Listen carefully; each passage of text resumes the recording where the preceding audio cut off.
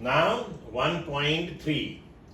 Check that the ratio Ke square by GMEMP is dimensionless. Look up a table of physical constants and determine the value of this ratio. What does the ratio signify? Now let's discuss this thing. The unit of Ke square upon GMEMP. हमें यहाँ पे वैसे दिखाना होगा कि ये dimension less है, otherwise directly आप समझ सकते हो कि मानो कि हमने यहाँ पे इलेक्ट्रिक फोर्स लिखा तो Ke square upon r square between proton and electron, और ग्रेविटेशनल फोर्स लिखे तो GMEMP अपॉन आर स्क्वायर. तो आफ्टर ऑल ये रेशियो फोर्स टू फोर्स ही है, तो फोर्स अपॉन फोर्स करेंगे तो ऑब्वियसली वो डायमेंशन लेस आएगा, राइट. तो अब हमें सबके यूनिट्स यहाँ लिखने हैं, राइट.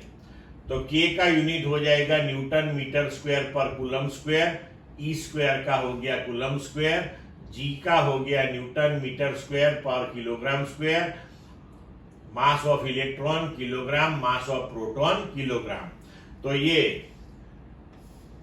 कैंसल हो जाएगा, इतना मीटर स्क्वायर इसके साथ कैंसल हो जाएगा, ये न्यूटन कैंसल हो गया, ये कूलम स्क्वायर कैंसल हो गया, मतलब कि ये यूनिट लेस हो गया. यूनिट लेस हुआ इसका मतलब कि वो डायमेंशन लेस है.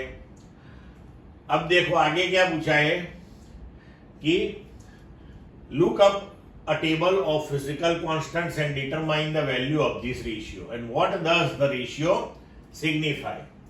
तो मैंने बोला आपको कि ये रेशियो जो है वो electric force to gravitational force का है.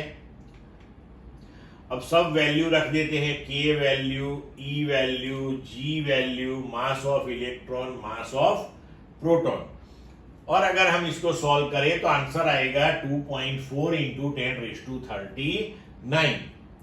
तो ये रेशियो ट्रिमेंडस लार्ज आया. इसका मतलब ये हुआ कि इलेक्ट्रिक फोर्स ग्रेविटेशनल फोर्स की कंपैरिजन में बहुत लार्ज है, tremendous large one, right. So the ratio is quite huge. This shows that electrostatic forces are much stronger than gravitational forces. Clear?